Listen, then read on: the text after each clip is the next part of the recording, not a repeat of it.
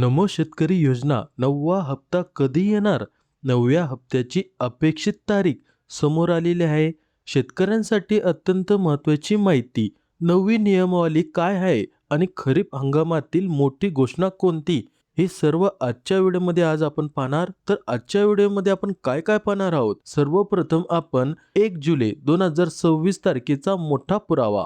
9वा हप्ता 1 जुलैचा का जमा होणार? यामागील सर्वात मोठा प्रशासकीय पुरावा आणि जी-आर आपण या व्हिडिओमध्ये सविस्तर पाहणार आहोत. त्याच्यानंतर आपण पाहणार हप्ता अडकवणारी 3 गंभीर कारणे. अशी 3 कोणती गंभीर कारणे त्याच्यामुळे तुमचा हप्ता 2,000 रुपये तुमच्या खात्यामध्ये जमा होणार नाहीत.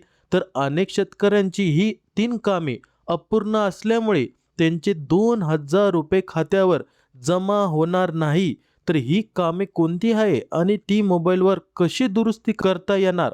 तर ही सगळी माहिती आजच्या व्हिडिओमध्ये पाहणार. आणि आता सर्वात महत्त्वाचं ते म्हणजे नवीन यादी आणि मोबाईल स्टेटस. तुमचे नाव नवीन 9व्या हप्त्याच्या यादीत समाविष्ट झाले आहे की नाही हे मोबाईलवर अवघ्या 2 सेकंदात घरबसल्या तपासता येणार आहे. तर तुमचं नाव 9व्या हप्त्याच्या यादीत समाविष्ट आहे की नाही हे चेक करण्याचं देखील तुम्हाला आजच्या व्हिडिओमध्ये पाहायला मिळणार आहे. तर मित्रांनो, आजच्या व्हिडिओमध्ये तुमचे आधीचे हप्ते अडकले असल्यास ते कसे मिळवायचे याचा एक अतिशय सोपा आणि खात्रीशीर उपाय ह्या व्हिडिओमध्ये मी सांगणार आहे. तर म्हणून व्हिडिओ 1 सेकंदही न चुकवता शेवटपर्यंत नक्की पहा. नमो शेतकरी महासन्मान निधी योजना. तर 9व्या हप्त्याचे महत्त्व काय? सध्या महाराष्ट्रात खरीप पेरणीचा हंगाम ऐन जोमात आहे. या काळात बळीराजाला खते, बियाणे आणि शेती कामासाठी पैशांची नितांत गरज असते. त्यामुळे 9वा हप्ता म्हणजे 2,000 रुपये शेतकऱ्यांना मोठा दिलासा देईल. पीएम किसान आणि नमो शेतकरी समन्वय. केंद्राचे 6,000 रुपये आणि राज्याचे 6,000 रुपये असे मिळून वर्षाला एकूण 12,000 रुपये मिळतात. केंद्र सरकारच्या पुढील हप्त्यासोबतच राज्याचा 9वा हप्ता देखील वेळेत वर्ग करण्याचे नियोजन कृषी विभागाने आखले आहे. तर मित्रांनो, 9वा हप्ता देखील वेळेत वर्ग केला जाणार आहे अशी महत्त्वाची माहिती मिळालेली आहे. समोर पाहूया खरीप पेरणीसाठी निधीचे नियोजन. शासनाकडून 9व्या हप्त्याची वेगाने तयारी. कृषी विभागाकडून प्राप्त माहितीनुसार ही माहिती आपल्याला कुठून मिळालेली आहे? कृषी विभागाकडून प्राप्त माहितीनुसार महाराष्ट्रातील सुमारे 90 लाख पात्र शेतकऱ्यांना 9व्या हप्त्याचा थेट लाभ देण्याचे उद्दिष्ट ठेवण्यात आलेले आहे. यासाठी अंदाजे 1,900 कोटींपेक्षा जास्त निधी मंजूर करण्याची प्रशासकीय प्रक्रिया मंत्रालयात अंतिम टप्प्यात पोहोचली आहे. समोर पाहूया 9वा हप्ता जमा होण्याची संभाव्य वेळ. पेरणीच्या खर्चासाठी अत्यंत मोठी खुशखबर. 1 जुलै 2026. अनेक अधिकृत सूत्रानुसार आणि प्रशासकीय घडामोडीनुसार केंद्र शासनाच्या पीएम किसानच्या 23व्या हप्त्यानंतर जो 20 जून रोजी जाहीर झाला होता, त्याच्यानंतर महाराष्ट्र सरकारने नमो शेतकरी योजनेचा 9वा हप्ता थेट 1 जुलै रोजी शेतकऱ्यांच्या खात्यात जमा करण्याचे संकेत मिळत आहे. जुलैच्या पहिल्याच दिवशी किंवा पहिल्याच आठवड्यात राज्यातील लाखो शेतकऱ्यांना ही 2,000 रुपयाची आर्थिक मदत थेट बँक खात्यात डीबीटी द्वारे मिळण्याची शक्यता दाट आहे. तर यासाठी खात्याची पडताळणी वेळेत करणे आवश्यक आहे. तुम्हाला वेळेत तुमच्या बँक खात्याची पडताळणी ही करायची आहे. से डीबीटी द्वारे येत असल्यामुळे तुमचं खातं हे चालू आहे की नाही चालू आहे हे सगळं पडताळणी तुम्हाला आत्ताच करायची आहे. तर लवकरात लवकर म्हणजे जुलैच्या पहिल्याच दिवशी किंवा पहिल्याच आठवड्यात राज्यातील लाखो शेतकऱ्यांना हा लाभ वितरण करण्यात येणार आहे.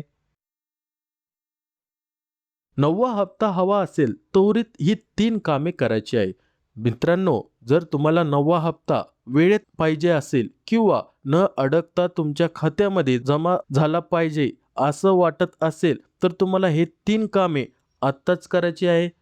आधार कार्ड बँक खात्याशी लिंक करणे. आधार सीडिंग 9वा हप्ता जमा होण्यासाठी वेकेट म्हणजे बँक खाते आधार कार्डशी पूर्णपणे जोडलेले म्हणजे डीबीटी ॲक्टिव्ह असावे. त्याच्यानंतर ई-केवायसी त्वरित पूर्ण करा. नमो शेतकरी आणि पीएम किसान या दोन्ही योजनाची ई-केवायसी पूर्ण असल्याशिवाय 2,000 रुपये खात्यात जमा होणार नाहीत. या ठिकाणी समजून घ्या 2,000 रुपये तुमच्या खात्यात जमा होणार नाही. जी PM किसान योजनाची जी ई-KYC ही सुरू आहे, तर तुम्हाला ही करणं अत्यंत गरजेचं आहे. जर तुम्ही ही ई-KYC केली नाही, तर तुमच्या खात्यामध्ये पैसे येणार नाही.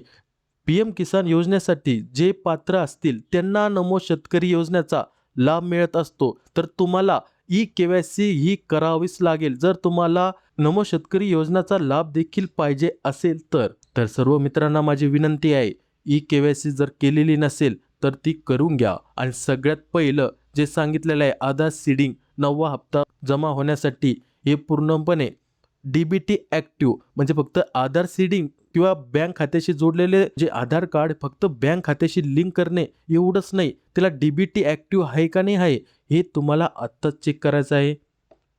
तिसरं सगळ्यात महत्त्वाचं भूमी अभिलेख पडताळणी. तुमची शेत जमीन आणि सातबाऱ्याची माहिती शासकीय पोर्टलवर अचूक अपलोड आणि व्हेरीफाय झाली आहे का याची खात्री करा. हे सगळ्यात महत्त्वाचं आहे. जर तुमचे पैसे तुम्हाला वाटत असेल न अडकता तुमच्या खात्यामध्ये जमा झाले पाहिजे, तर तुमचं भूमी अभिलेख पडताळणी तुमची शेत जमीन आणि सातबाऱ्याची माहिती शासकीय पोर्टलवरती अचूक अपलोड आणि व्हेरीफाय झाली आहे का याची तुम्हाला खात्री करायची आहे. 9व्या हप्त्यासाठी राज्यातील प्रमुख जिल्हे व लाभार्थी. जिल्ह्याचे नाव अहिल्यानगर अहमदनगरमध्ये संभाव्य पात्र शेतकरी संख्या किती आहे? सुमारे 5,40,000. अंदाजेच वितरण निधी 108 कोटी हे अंदाजे सांगितलेले आहे. तर जवळजवळ आपल्याला मिळालेल्या माहितीनुसार जो GR आलेला आहे त्याच्या माहितीनुसार ही सगळी माहिती तुमच्या समोर सांगतोय. तर मित्रांनो, सोलापूरमध्ये पहा सुमारे 4,85,000 आणि अंदाजे किती कोटी? 97 कोटी. तर कोल्हापूरमध्ये संभाव्य पात्र शेतकऱ्यांची संख्या किती आहे? सुमारे 4,60,000 आणि अंदाजे किती? 92 कोटी. आणि सातारा जिल्ह्यामध्ये पहा सुमारे 4,30,000 अंदाजे वितरित निधी किती? 86 कोटी. सगळं माहिती देण्याचं कारण असं आहे, कोणत्या जिल्ह्यामध्ये किती पात्र संख्या आहे शेतकऱ्यांची हे तुम्हाला समजून जाणार. समोर पाहूया सगळ्यात महत्त्वाचं पेमेंट स्टेटस स्वतःच्या मोबाईलवर तपासता येणार.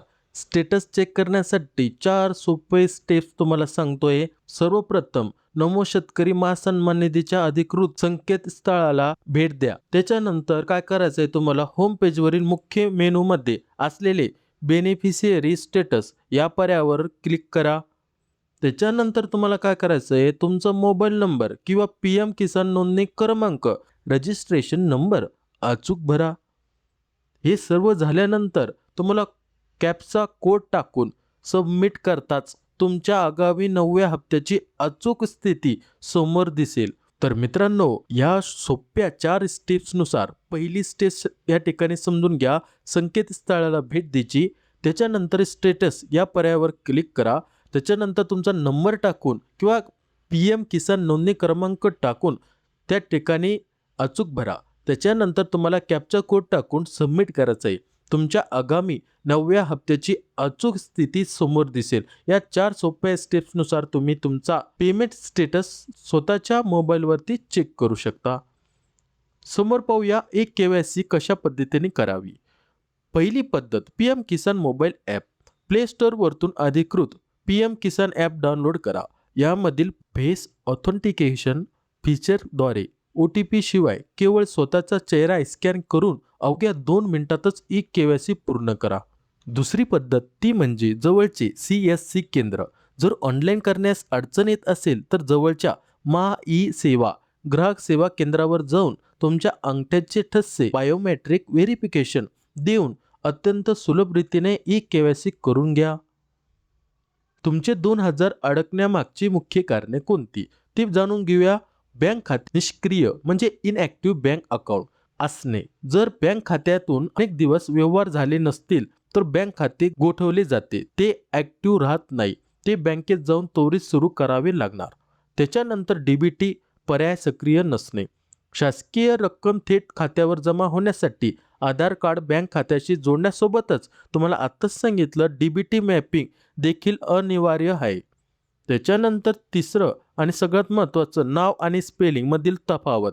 तुमचा सातबारा आधार कार्ड बँक पासबुक या सर्व कागदपत्रांवर तुमचे नाव एकासारखे असावे.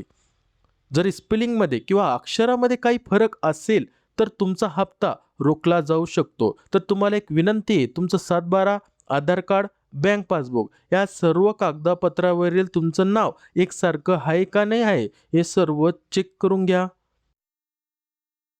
तुमचे काही प्रश्न आहेत का? योजनेबाबत तुमच्या मनात अजूनही काही शंका असल्यास खाली कमेंट बॉक्समध्ये नक्की विचारा. भेटूया पुढच्या अशाच अपडेटसोबत. जय हिंद, जय महाराष्ट्र.